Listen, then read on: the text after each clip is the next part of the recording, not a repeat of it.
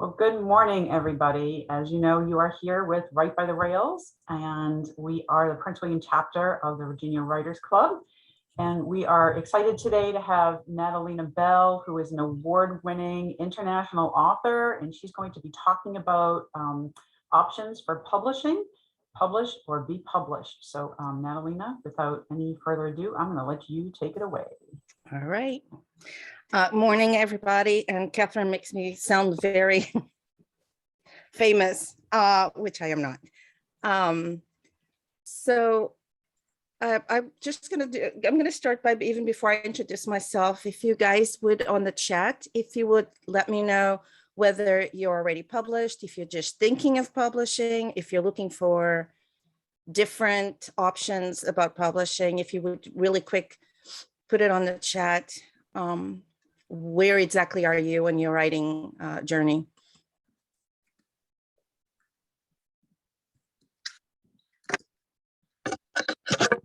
Natalia, did you want us to write that down or talk to you about it? Go ahead and write it down for now. Just, you know, the chat, the one that has the little dialogue. Yeah, I can do on it. Mm-hmm.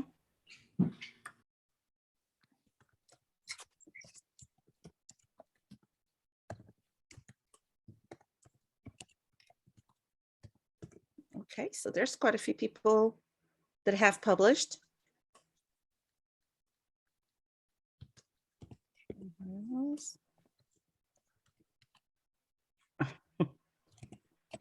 Okay, all right. So we have a little mixture of everything in the group. There you go. All right, so I'll start. Today's title is To Publish or Be Published.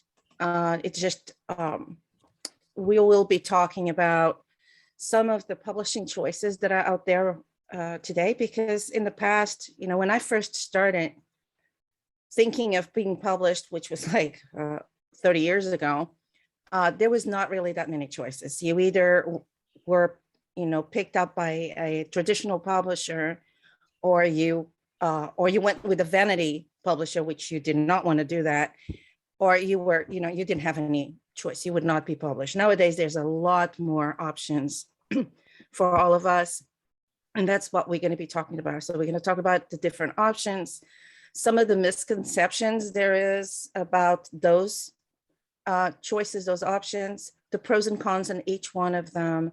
And then we'll talk individually about traditional publishing, small press publishing, self-publishing, and one that it's becoming more and more popular, even some of the big names nowadays are doing, which is hybrid.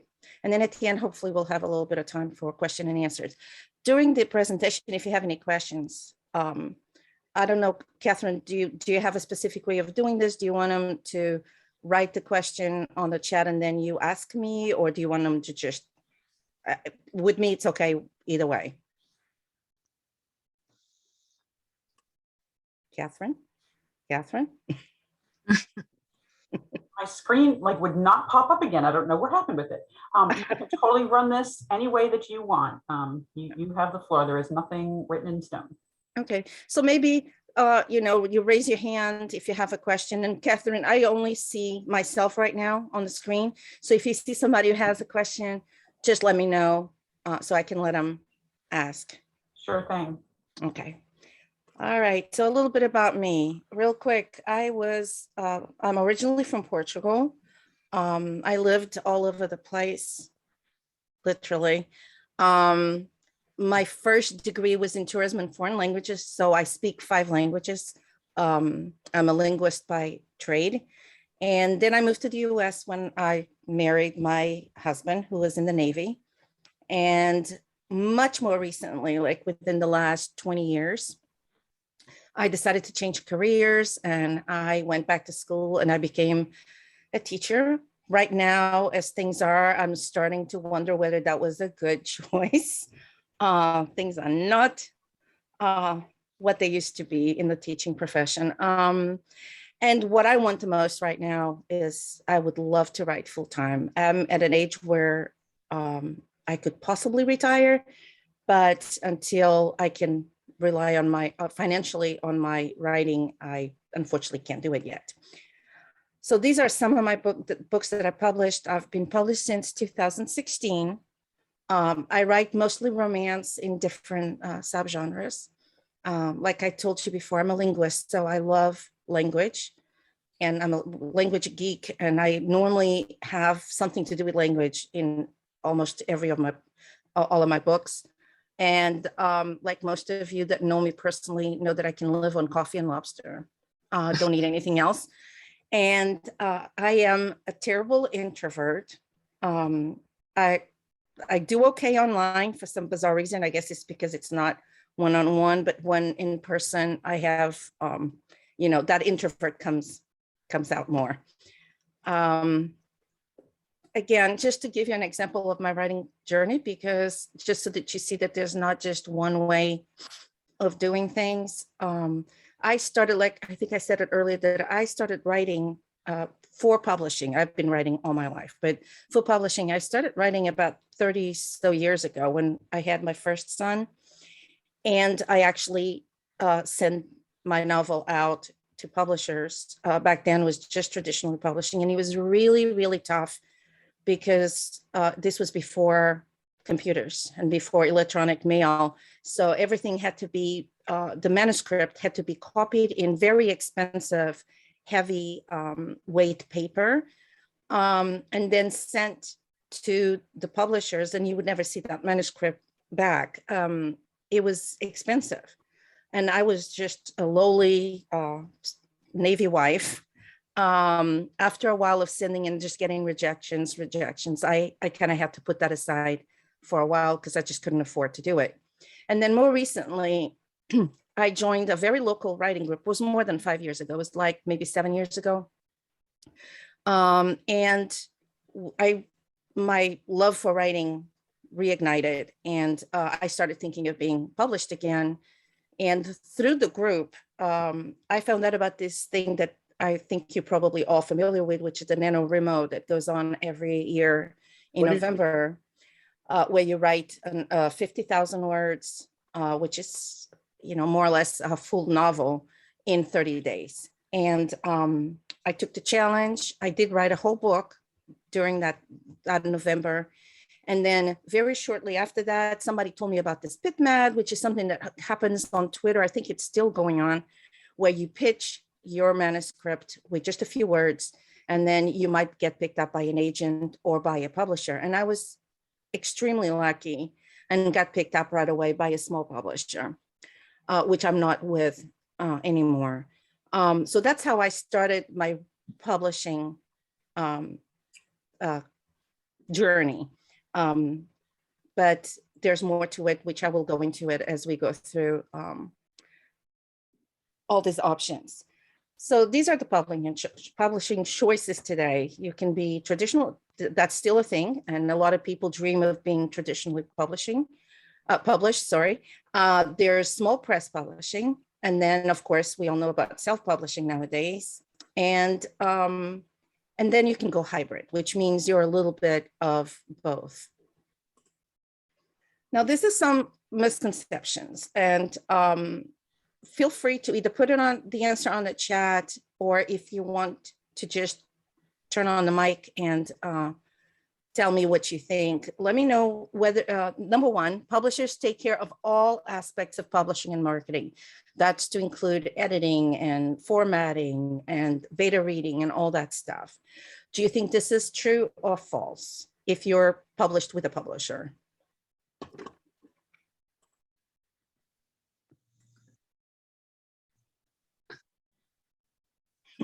I like the false with a question mark.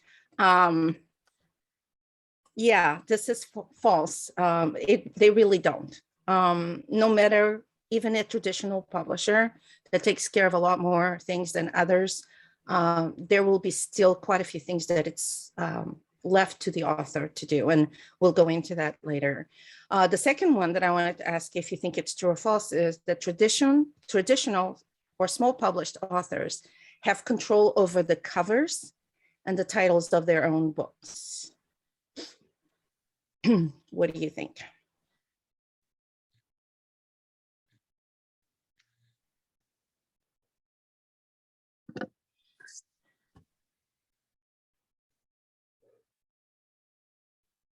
That is also false. For most publishers, there's some of a gray area that we'll talk about later, but most traditional, well, actually all traditional and most small published authors have very little control over the covers and the titles of their books. And we'll go into that later on. All right, so what are the pros and cons of all of these? Well, like everything else in life, right? There's good things about all of them, and then there's also bad things about it. And it all depends on how you approach it and where your life is at the moment. So it's a very personal choice, really. So as you will see as we go on, the reason to know all of this, the most important thing about knowing all of this is just to make an informed choice. You don't want to go into, say, traditional publishing like some authors have, and they were very surprised and not necessarily pleased by what happened. The same thing for self-publishing and small publishers. So as long as you're well informed, then you can make the best choice for you. And again, like in everything in the writing world, there is not rules. This is a very personal thing. So you listen to the options and then you pick what works for you. There is one rule though. It's never, ever pay anyone to publish your book. Those are what used to be called the vanity publishers, and they're still around somewhat. They're people that will offer to publish your book, excuse me, and they charge you an arm and a leg for it. And most of the time, if you're not careful, they will actually retain the rights to the book, which means that once the book is published, they're the ones who are getting the royalties, and you're getting either nothing or very little out of that deal. So be very careful with that. Read that small print very carefully. You should not pay for it. I mean, the publisher, if they want to publish you, they're going to pay you, not the opposite. You're not going to pay them. All right, so let's talk a little bit about the big one. Oh, sorry, I just didn't go for it. Sorry, there we go. The traditional publishers. We all kind of, I think every writer dreams of one day being picked up by one of the big five, right? There is a lot of pros to doing that, and that's why we kind of dream of being one of those authors. One thing is that obviously because they're huge, they have the financial power to do a lot of marketing for you, a lot of publicity that otherwise the common author or the common even small publisher does not have that. They can put you on the cover or on inside, well, you know, like the New York Times, big magazines, big publications. They can put you right there where everybody can see you. You've probably have seen on TV, sometimes they have commercials for authors like, what's his name? I always say his name wrong. Pedersen? I probably said it wrong. And that's not him paying for it. It's this publisher. He's a big name. So the publisher shells out these big bucks to, you know, put his new book in front of a huge audience. They will take charge of all the editing, the cover art, the formatting, the publishing itself, you know, to different, depending on where they're going to publish. And normally the big publishers do it across the board. They do Kobo, Amazon, pretty much anything, including physical bookstores. And that's the one thing that I think one of the reasons why most authors want to be traditionally published is that most books published by traditional publishers, not all of them, but most of them, will definitely end up in physical bookstores. And I'm still waiting for the day where I walk into Barnes and Noble and my book is on the shelf. It's not that it can't be, it's possible, but it's a lot harder if you're not traditionally published. The cons. So most traditional publishers will not accept any submissions from authors that do not have an agent. So it has to go through an agent, which in itself is, I don't know if any of you guys work with an agent. I didn't even look for an agent, to be totally honest. because I started my publishing when I first published about 6 to 7 years ago. I was already old, and I started thinking about it. Do I really want to wait that long to get an agent? Because it takes forever, unless you're really lucky and get one right away. But most part, it takes a long time to get an agent if you get one. And then after you do have one, it takes sometimes years for the agent to sell your book to a publisher. So I was old already. I'm going, no, I'm not waiting. I'm not going to do that. But there are some big publishers that once in a while open submissions to authors without an agent. You just have to keep an eye on it. So once in a while, go check on their websites. I know that there's one that has a branch in London, and that one is normally actually does that. I don't know if they do it every year, but they do it more or less frequently. I have a friend of mine that's how she ended up being published by one of these traditional publishers. It's just a question of keeping an eye on it because they will not advertise it. They do have total control over your title, over your cover, and everything to do with the publishing process. So you really don't have any saying. If they come up with a cover and you don't like it, there's 99% chance that you're going to have to go with whatever they chose, even if you don't like it. Same thing with the title. My first book, it's called We Will Always Have the Closet. My publisher, which was a small publisher, as soon as they told me, they offered me a contract, the first thing they said was, we're going to have to change the title because it's too long. At the time, the titles with like one word were very popular. And I says, that title is too long. Thankfully, the more she thought about it, she thought it was a quirky title and that might be a good thing. So she ended up letting me use my title. But yeah, they have control over all of those things. And they very often demand that you're exclusive with them, which means that for so many years, you will not be able to publish anything either with other publishers or even self-publish. And because these publishers do not publish a lot of books a year per author, you'll probably be stuck with publishing a book a year, which sometimes it could be a good thing, but it could also be very frustrating if you have other things that you want to put out there quicker. And this is a big one. Authors have no access to sale reports. You only get a view of how many books you sold, where they were sold to, meaning was it Amazon, was it Barnes and Noble, when you get your royalties. And the publishers, depends on the publisher. Some publishers do it every month, other publishers do it quarterly. And at that time, it's when you can see how many books you sold, but you have no idea exactly when it was. So it's really hard. If you want to do a marketing, you want to kind of figure out, where did the sales come from? Was it from an ad that I posted somewhere? It's hard to follow that because you really have no access. You have access to the ratings. So you can go to Amazon and look at the rating and kind of have a guess of how more or less books you're selling, but it's not accurate. And sometimes the Amazon runs kind of late. So you probably sold a book 3 days ago, but it's just now showing that you sold the book in your author dashboard. Stop me anytime if you have any questions about anything I'm saying. All right, so small presses. I actually am published by, I was published by 2 small presses. One of them, I'm not with them anymore, and I will tell you why in a second.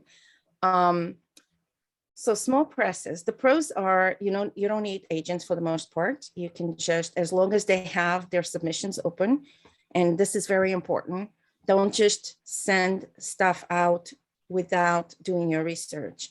So you go to the publisher's website, go under submissions, see if the submissions are open, what kind of books they're looking for, because like my publisher, I think right now she's closed to submissions, but sometimes she's closed generally speaking, but then there's like one genre or one type of story or one trope that she's still accepting submission. So you have to do that before you submit anything, because what if you do it, if you submit something and the submissions are closed, all you're going to do is annoy the publisher, and they might kind of, you know, put you on the little blacklist. Also, when you submit to small presses, please do your research again. Go look and see what kind of format they want. What exactly do they want you to submit? Do they want you to submit the whole manuscript with the cover page? Do they want just a summary, or maybe they want just the first 5-10 pages? So it's very important, again, because you really don't want to annoy the publishers, and so be careful with that. And they're all different. They're all different. They all ask for different things. They do take, just like the big publishers, they take care of editors, the covers, formatting, all of that stuff. They do it for you. They do not, of course, have access to the really big graphic designers that can create this unique, one of a kind, especially for the book covers, because they can't afford it either. But they can come out, they do give you a very professional cover. And they sometimes, not all of them, they might help you a little bit with marketing and publicity. And this is all depending on the small press that you go with. The cons is obviously they do have very limited financial power.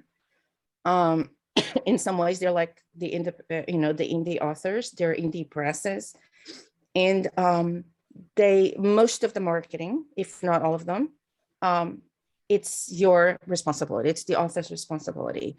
They will do normally very little to help you in that, just mostly because they do not have the resources. They vary wildly in terms of services and our expectations. I know a lot of authors that are published by small presses, and anytime we meet and we're talking about our experience with our publishers, the experiences are totally different. So make sure that, again, do your research. And the same thing with the big ones is that you still have no access to sale reports except when you get your royalties. Unlike with my publisher right now, I get a report quarterly, so I have to wait for 3 months. And by then it's way in the past. And she's very good. If I really want to know something, I can ask her and she'll be glad to give me that information. But it's not something that I can just click online and find out. A small personal note here. So my first publisher was a small press out of Honolulu in Hawaii. And I was really lucky. I was so excited. I got picked up right away, got a contract within just a couple months of finishing the edits of my book. And they published the book. It had a beautiful cover. It was very well edited. They did the whole thing, except then they basically dropped me.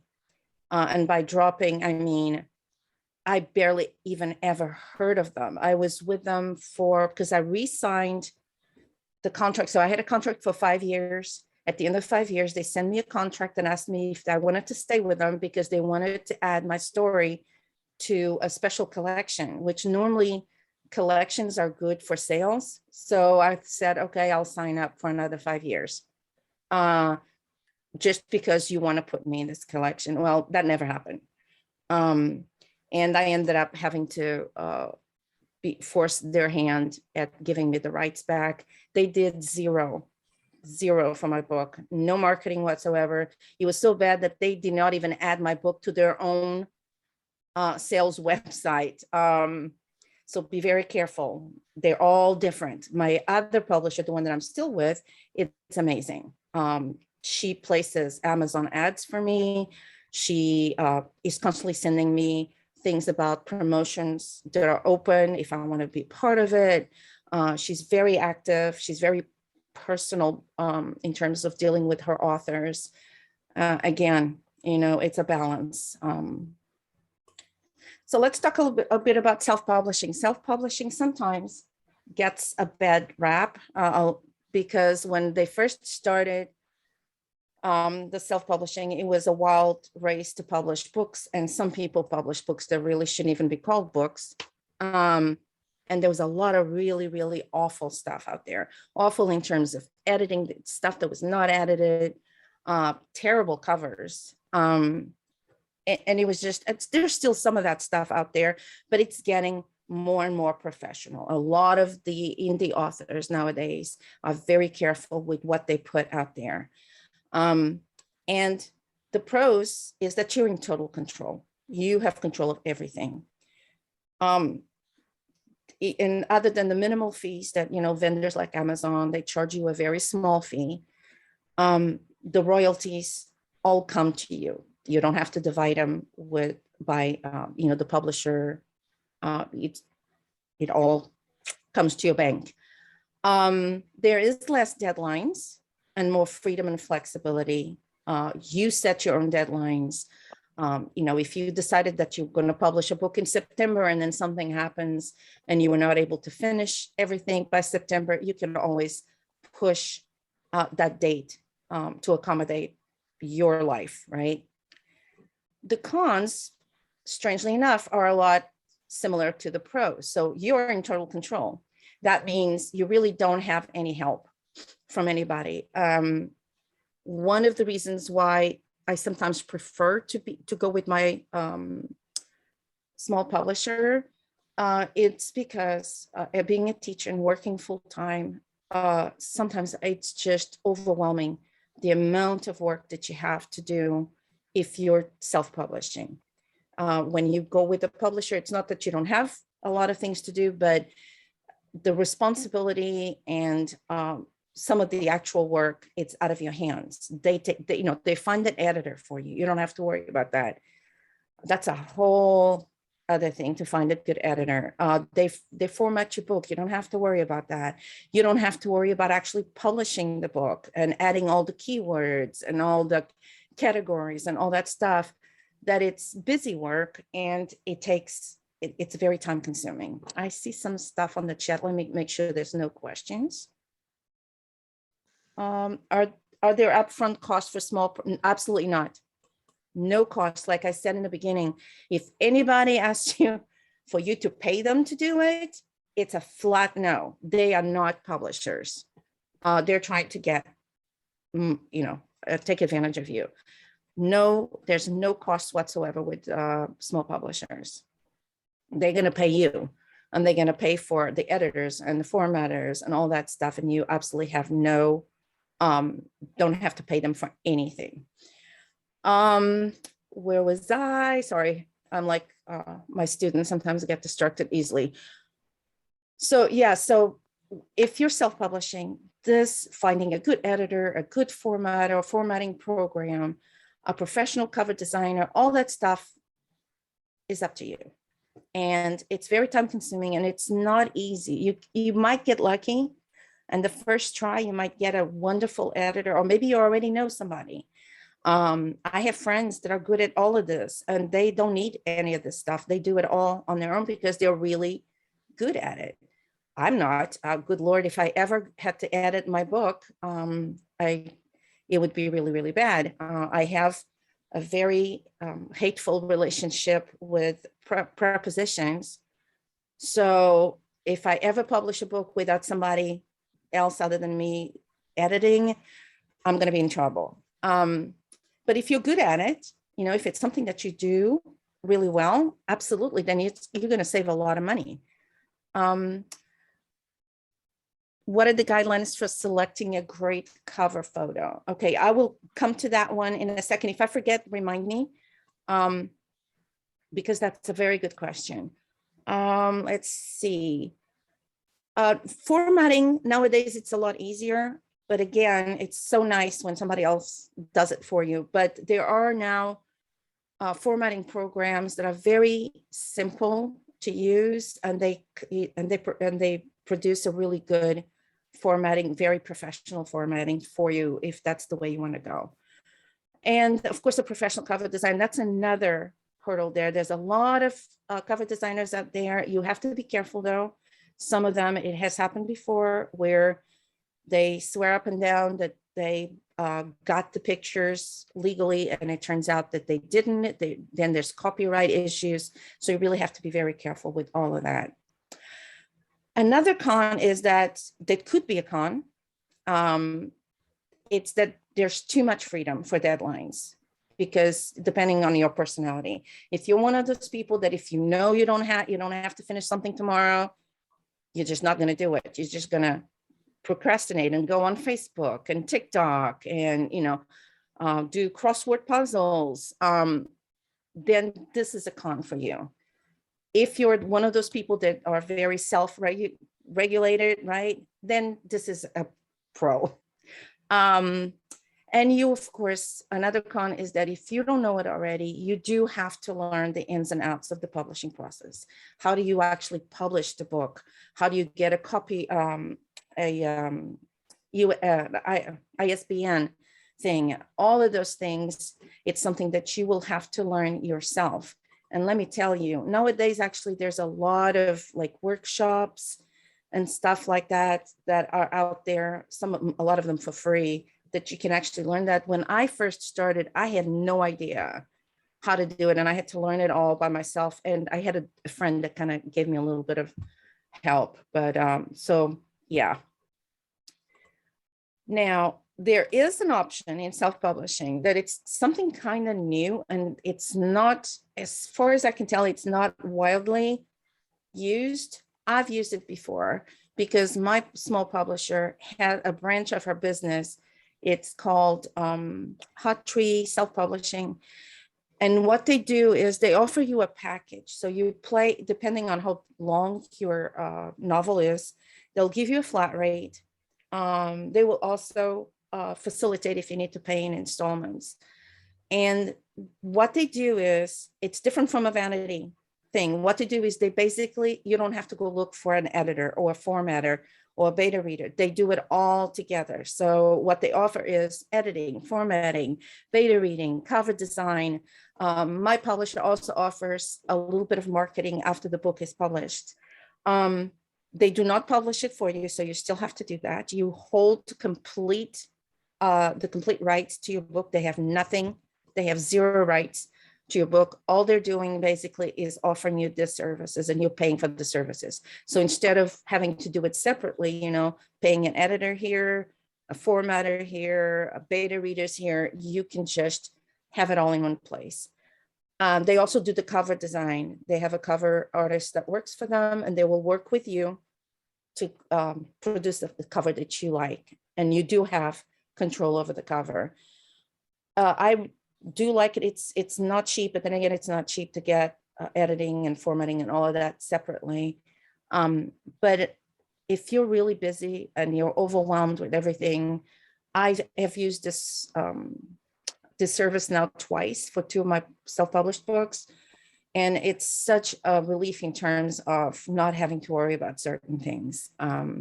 Again, it's a choice. It's out there. And again, do not confuse this with vanity publishing. This has nothing to do with it. This is services that they're paying you. They're not publishing your book. They're just offering this service packages.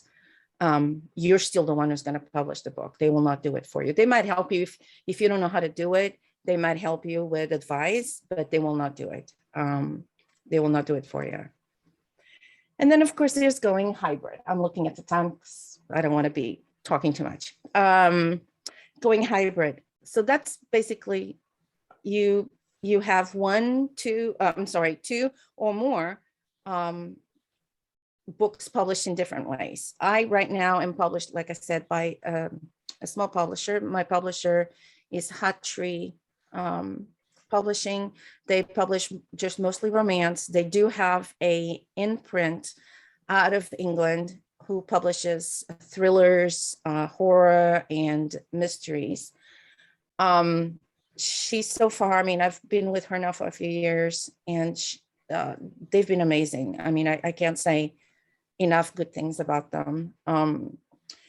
But I also I'm also self-published. So I have now 4 self-published books. One of them is the one that I got the rights back from my first publisher. So because of that, I had to let go of my cover, which I absolutely love that cover, but you can't keep the cover. So I had to let go of the cover and basically format the book again, get a new cover for it, and then I self-published it recently. But this might be the choice for you, like for me is I normally submit my books to my publisher if I know that it's something that she might be interested in. If she says no, and she has turned down books before because she doesn't think it fits with her, with her vision right now, then I will self-publish those. But if she wants to publish them, like I said, because of my full-time job and life in general, I prefer to go through her just because it's less overwhelming, I guess. But that's what hybrid is. And like I said, even big names nowadays are doing this. Colleen Hoover, which is huge, a huge name in romance. She's doing hybrid. I want to say, I could be wrong. Good thing she's not here, so she can't get mad at me. Sarah J. Maas, which is a super famous romantic fantasy writer for young adults and new adults. I think she's going hybrid. She has published some hybrid books too. Let's see. And of course, the cons of going hybrid is the same thing as the pros, depending on your personality, right? You get a bit of both worlds.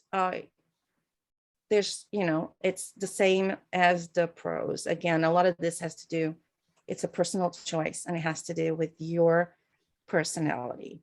So I am going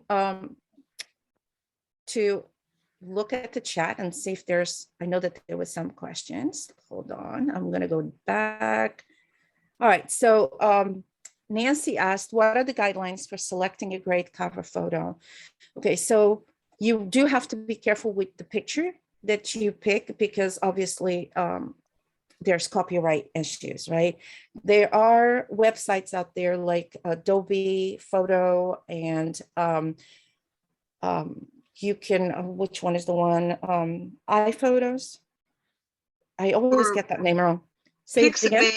Pixabay is one you can use for commercial purposes without licensing and royalties.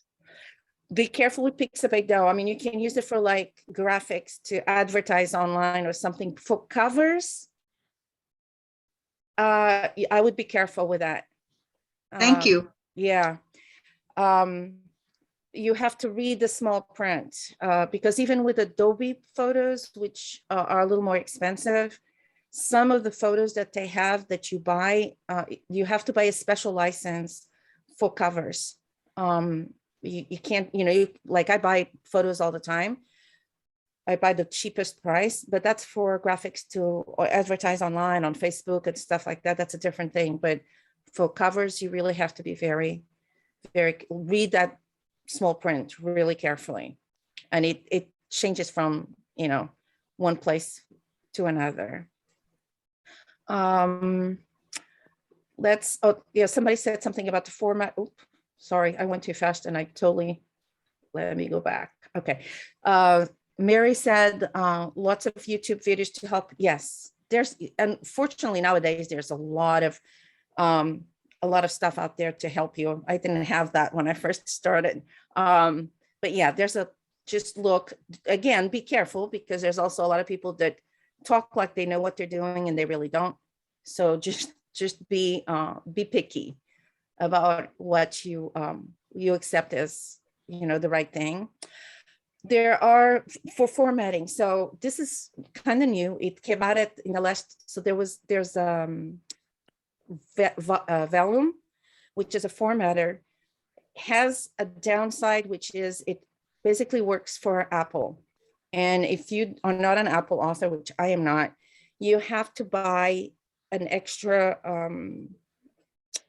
I don't know what to call it, an extra program that adapts it so it for people that are Android, right? So, and it is expensive. I can't remember now how much it costs nowadays, but I know that a few years ago, it was like $300 Wow. for the program. There is a new program out there, which is more than just a formatter, and I am really, really pleased with it. And I actually jumped on it before they were even out. And it's called Atticus, and it's really good. I mean, they're still perfecting it and they're still adding things to it, but it's a writing program. I'm a Scrivener person when I'm writing, but this Atticus has a Scrivener type thing in this program. It does formatting. It does, you can download it, and they don't do Mobi anymore because apparently Mobi is going out, but they do iBooks, they do PDFs for print, for printed versions of the book. You can add graphics to it. You can add, I mean, I can show you here in a second. If you're interested, I'll show you what it looks like. And it's very easy to master. It's very user-friendly, which I formatted my first book recently, and I'm so pleased. I'm so excited. I feel like I'm finally a professional because I could do it myself. I didn't have to pay anybody to do it. And it turned out really, really, really well. Let's see. Beta reading. So beta reading is, you can get beta reading for free, but don't expect, the results are not always great. I haven't had a lot of luck with my beta readers. They're basically people that offer to, you send them an ARC, which is an early copy of your book. It could be edited. It might not be totally on its final stages yet. And they will read, and basically what they do is they give you feedback from a reader's perspective. Is there any plot holes? Is there any questions that were not answered? This character doesn't come across as very likable. There's something missing. The timeline is off. So that's what a beta reading is, and you should have. Hopefully, you have more than one. So you want to see the view of several readers. My small publisher has their own. So they have a group of people that I think she pays them a minimal fee for it, and they will when the authors are in the process of editing their books, they already have a contract with them. They will send them out to these people, and they will send it back to you with all their feedback. And that's when you can fix things that you as the author have read the book so many times that you can't tell this problems anymore. It's there are beta readers out there that actually you can pay. I just met one, and if you're interested, just let me know, and I will send you her details if you want to check her work out. I'm yet to pay a beta reader.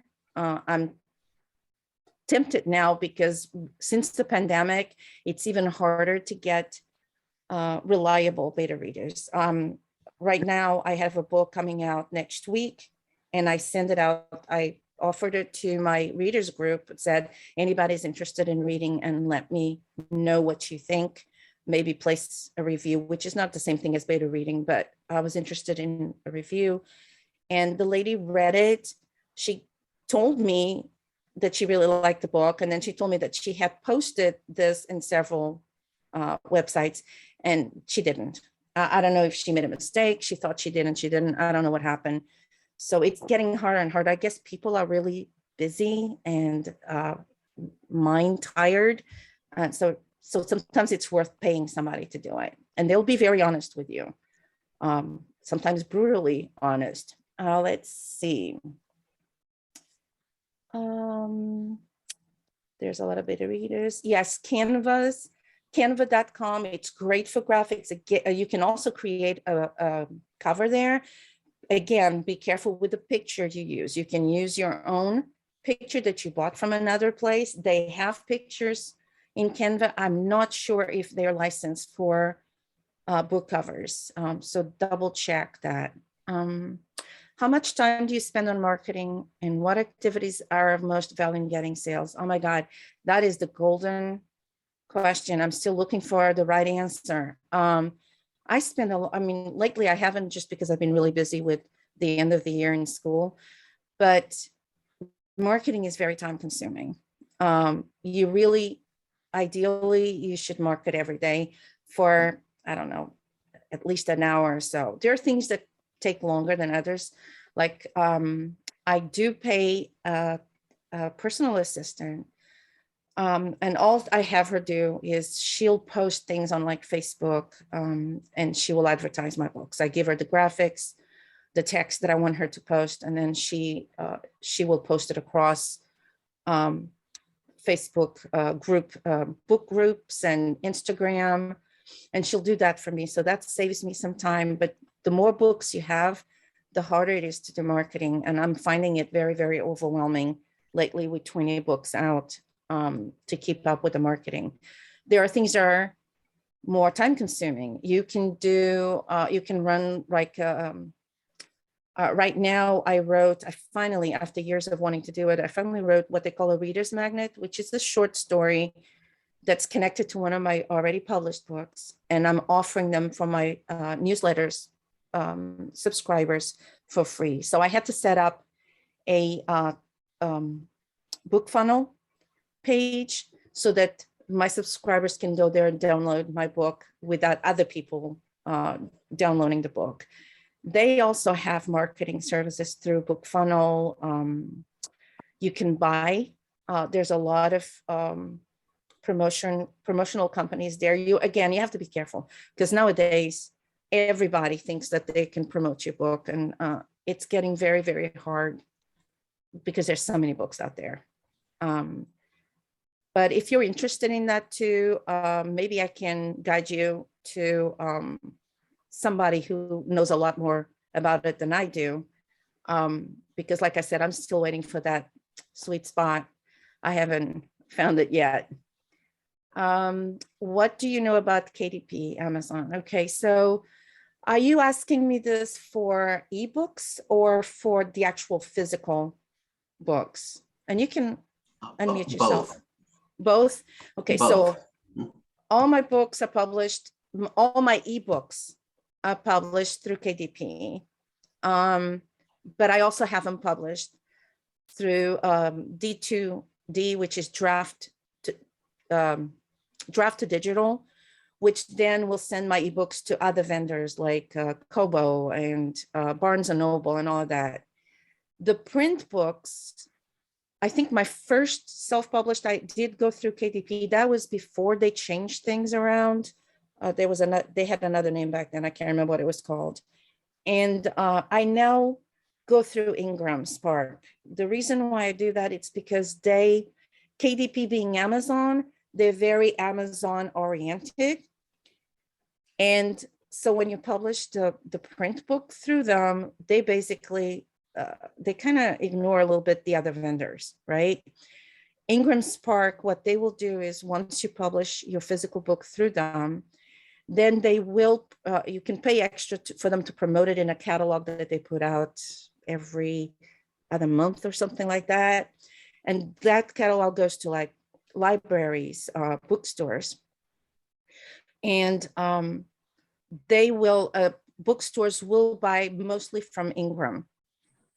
I'm not sure why that is, but if you ever want to see a book in a bookstore, as of right now, it has to be published through Ingram. If you publish KDP, it will not make it to a physical, not the big stores, like Barnes and Noble. I don't know about the small bookstores, but for the big ones, you have to be published through Ingram. Not sure what the problem is there. But I know a lot of authors that are through KDP, and I mean, they say that it's, ever since they changed it, it's a little wonky with the covers and the formatting. So again, all of this stuff has like a learning curve. You kind of have to play with it. The good thing is that they give you can get a buffer of time where you can play with it and make sure that you can fix things if it didn't turn out okay. Does that answer your question? Okay. Yeah, so to make sure that I understand this correctly, Mhm. when it comes to KDP, the ebook is fine, but if I want paperback, the best option is Ingram. Yes, and in my opinion, again, remember, in writing, there's no rules, right? But if you Right. do, it's your personal choice. If you do, at some point, you would like to see a book in a physical bookstore and also promote it to libraries. I was really surprised the last couple books that I self-published, that my books ended up in libraries in New York City. And it was all through Ingram because of the catalog, because it was in that catalog, they saw it, they ordered my books to be in their libraries. So it's your choice. If you're not interested in that part of it, then KDP is fine. But if you are looking into that kind of thing of being promoted to, being offered to libraries and physical bookstores, then Ingram is, they're not perfect. And lately, for the last 2 years, they've been awful when they send you I just got ordered my book that's coming out next week, and they've been awful at packing the books. They used to be very careful. Now they pack it so poorly, and then the UPS man also is basically throwing the boxes around, that a lot of books have been getting to their authors damaged. Because you buy books so that you can go to book signings and sell the books. Then obviously you're not ordering from the books for the bookstores. They do their own stuff, but just, yeah, so they're not perfect. There's nothing perfect out there, but so far I'm pleased with them. Yeah, Catherine posted the thing for Atticus, and let me stop sharing here for a second. I'm going to share my, oops. I guess I have to get out of here first. Minimize this, minimize this. Got a lot of stuff open. All right. So let me share it again. Okay, so this is Atticus. It's really cute with a little dog. So these are the books that I've got there. And basically what you do is when you open a project, this is the book that I just published recently. This is the part where you can use to write. So this is your writing area. You can also add front matter like the title page, and it normally creates the title page for you, I think. You can add whatever you want to. There's a table of contents, which is automatically created by the program. The copyright page, if you want a dedication, there's a dedication page, and then there's also back matter if you want acknowledgements or a little bit of bio. And also this is very important for ebooks, links to your other books. And then if you go, hold on, I gotta move this is in the way. If you go to formatting on the top, then here, this is where you do your formatting. And they've got all these already set up formats that you can pick. And there's quite a few. You can add more if you want to. You can create a custom theme. And then you can, as you can tell, you can do chapter heading settings, paragraph settings, the breaks, like the scene breaks. You can pick whatever you want. You can also upload something that you like better. And then you can basically formatting specifically for who you're using for your print book. Like I've got it set up for Ingram because I published through Ingram, but look, this one is for KDP. So you can just click on that and it'll be formatted for KDP. So you don't have to worry about it. And then all the trim sizes. This has been such a lifesaver. I absolutely, really, I'm in love with this, this program, and it's not expensive. That's even the best part. Let me see. And you buy it once, and then any upgrades, anything like that, it's all included in the price. so basically you don't have to pay anymore. Catherine, how are we doing for time? We are just about at time. Okay, let me, oops. These are just my links. If you want, probably the best way to contact me if you want to ask me any questions, or if you would like me to send you some more information about something, my email, I can write it on the chat.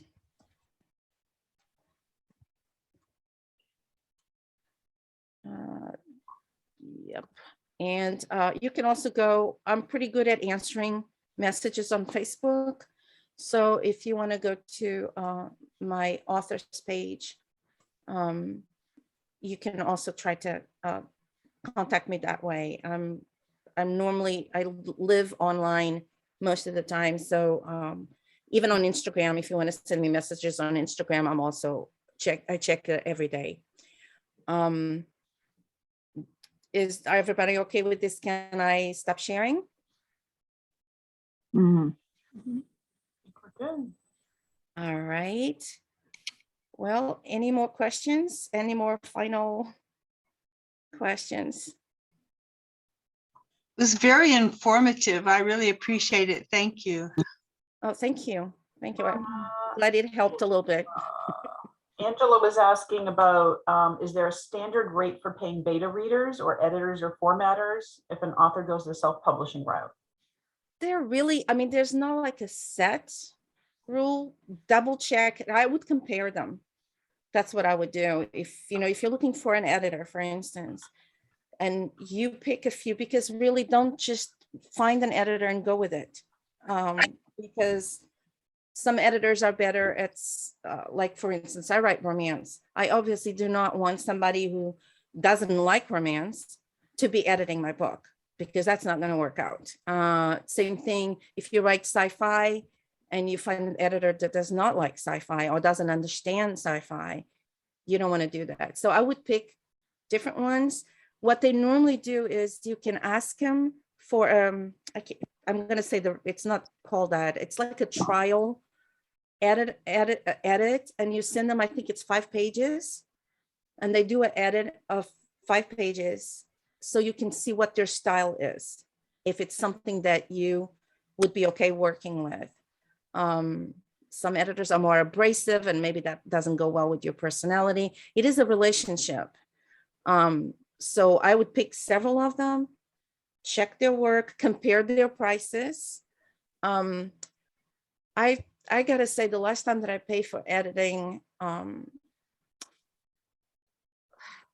you be prepared. I mean, if it's a good editor, be prepared to spend in the area of $1,000 or more. Also, depending on what kind of edit, if it's line edit, if it's content editing, or just line by line, line editing, it changes because some are more involved than others. That's what I would do. I just compare, and again, ask them. If they say no, there's a very good chance they're probably not a good editor. Ask them, can you do a trial edit, like 5 pages of my book? And that's a free service that they do just so that they can show you what their style is and if you would work well together. For beta reading, I don't know, because I just recently found out about the paid beta readers. They charge you by word, I believe. The one that I contacted, I didn't check very carefully. I can send you the details on her too. It turned out, I think she said that for a regular book of about 60,000 words, I think it would end up being anywhere between $200 and $300 for her to read it and give you a complete feedback. And she does very detailed feedback. So she will not just say, oh, I didn't like the scene, because that's not helpful, right? That could be just a personal choice. She will explain, I didn't like the scene because the character did this, or if you guys normally read reviews, They're the very helpful reviews, which tell you exactly why they didn't like something you wrote. And then there's the other ones who goes, I hated the book. That's it. I'm going, okay, why? We need to know why so we can fix it, right? So yeah, just, I think the only rule here is to be really careful and shop around. Don't just, there's a lot of con men out there in the publishing business, unfortunately. So just be careful. There are. I think there's one more question from Dottie, and I don't know if you want to take that offline and in an email, or if you're good with time. I'm good with time. It's the weekend. It's the weekend. Oh. Okay. Dottie's asking about how to get an ISBN. Okay, so that's an easy one. So you go to Booker. Let me see if I can find you the link.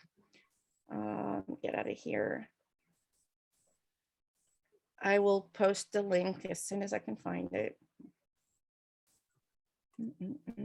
Marketing, publishing.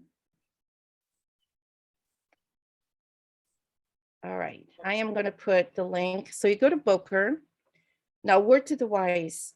If think about it, are you planning on publishing more than one book, or self-publishing more than one book in the next year or so, or maybe even 2-3 years? The reason why you should think of that ahead of time is because if you buy, they have packages where you can buy 10 ISBNs, right? They're a lot cheaper if you buy them bulk. If you buy them separately, and then you have 3-4 books in the next few years, you end up spending a lot more money than if you bought all 10 at once. And then you don't have to assign books to them right away. You just buy the ISBN, that you create an account with them. And then when the book is ready, when you're ready to use the ISBN, you go back there and then you assign the book to that ISBN so that you can put it in the cover and on the inside of the book. But it's a pretty simple, easy process. I used to buy just one at a time because I thought, oh, I'm just going to self-publish one time.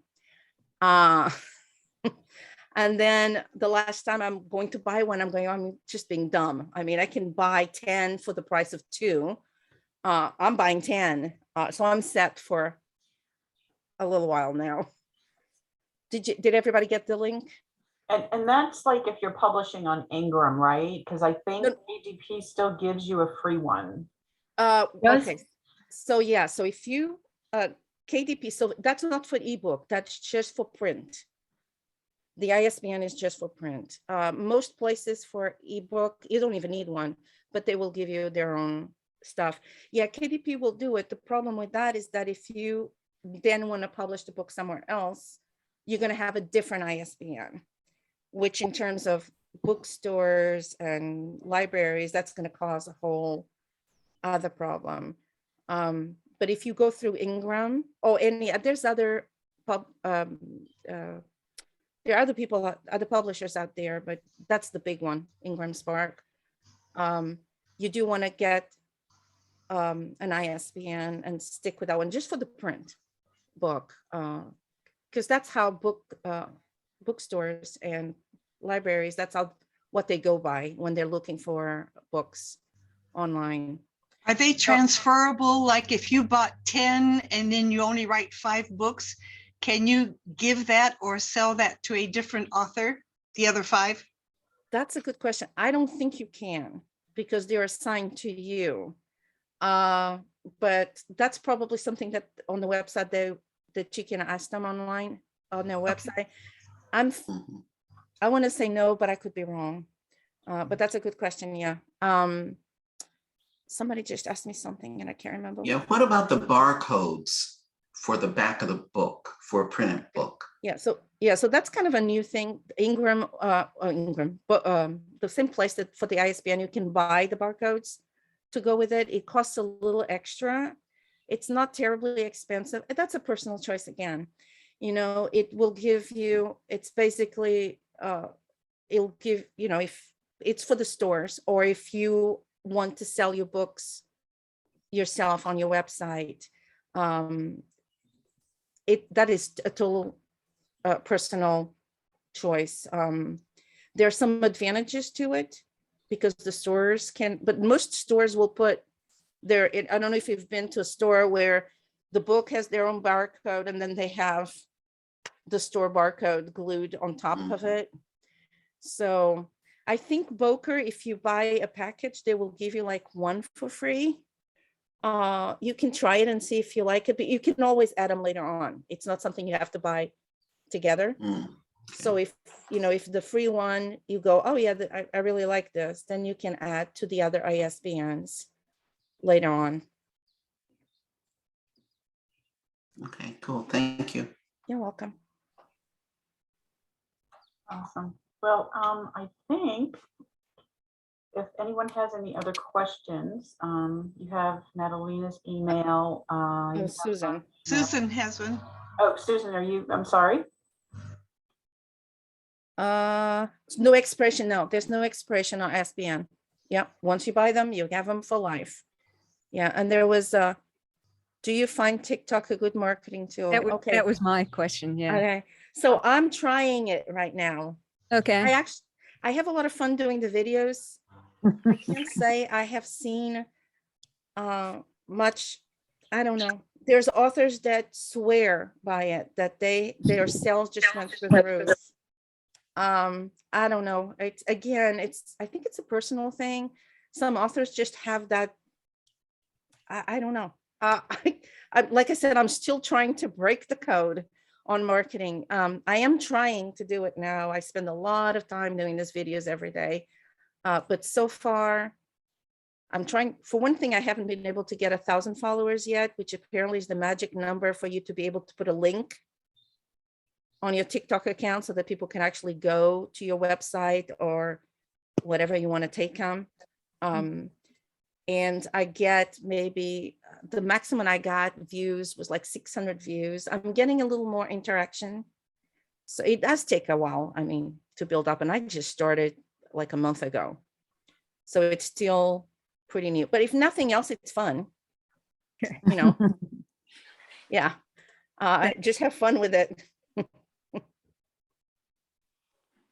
Is this recording going to be posted, Catherine, like on our Facebook page or somewhere? I will put this up on our YouTube channel and I will share the link. Fantastico. Thank you. Yes. Right. So I'm actually. Thank you, Natalina. Thank you. Thank you. you. Thanks so much. That was great. And just reach out if you have any questions.